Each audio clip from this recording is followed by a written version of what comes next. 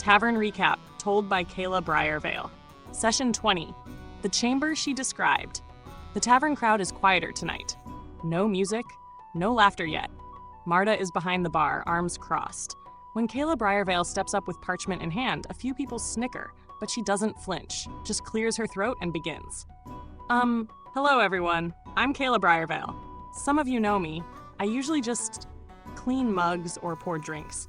But well, Misty's not here, and she always told the stories after the quests, so I'll do my best.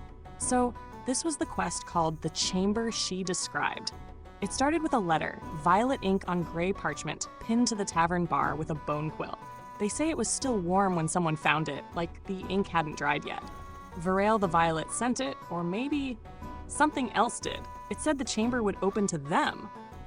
And only them. Like the fire knew their names. Anyway, the group traveled north 5 days on foot to reach a hidden shrine near the Valoriax ruins.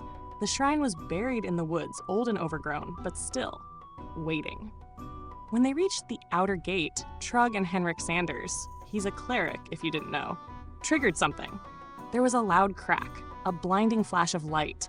Someone in the crowd yells, "Arcane Ward!"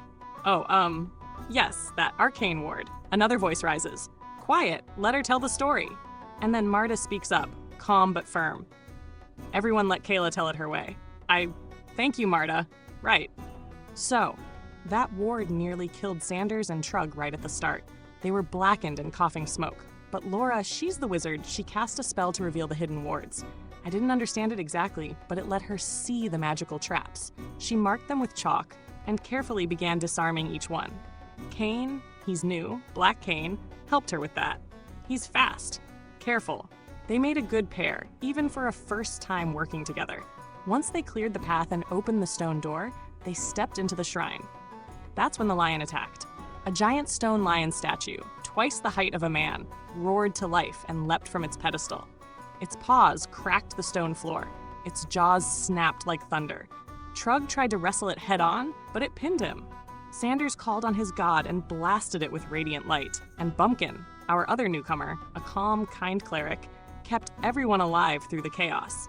Laura stayed behind the line, casting spells of force and flame, and Kane, he darted around its legs, striking at its joints with precision. They brought it down with teamwork and timing. Beyond that, they explored the shrine. The place was full of ruined chambers and quiet secrets. Vines grew through cracks in the ceiling. There were old prayer rooms, crumbled pews, and murals of a fire that burned without smoke.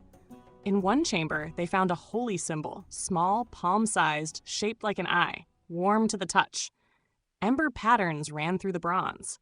It must have been important because in another room, a sealed burial vault, they found a depression that matched its shape. When they placed the holy symbol into it, the vault didn't open right away. Instead, a flaming skull erupted from the shadows.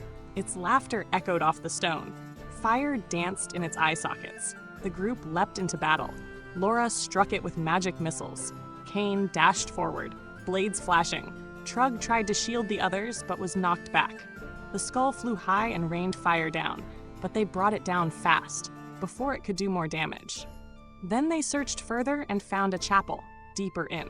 There were 2 stone sarcophagi, one to the north, one to the south. Their names were worn with age, but still readable.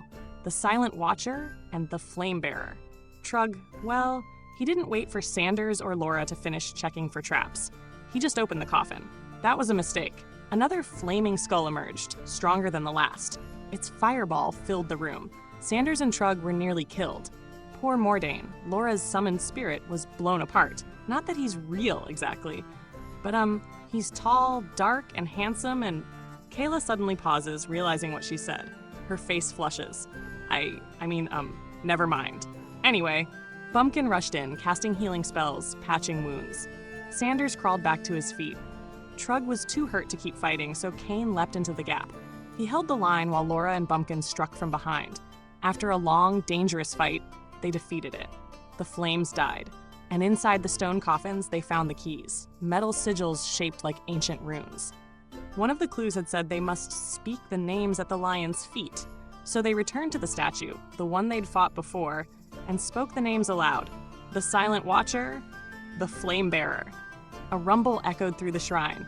The burial vault creaked open. Inside was the artifact, a sealed relic of violet crystal, warm with inner fire. Sanders said it was tied to memory, something sacred to the Flame Wardens.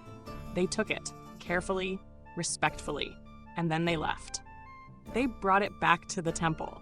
They reported what they found, and maybe, just maybe, something that was once forgotten now remembers them. There's a silence in the tavern, a pause, then a slow clap, a few nods.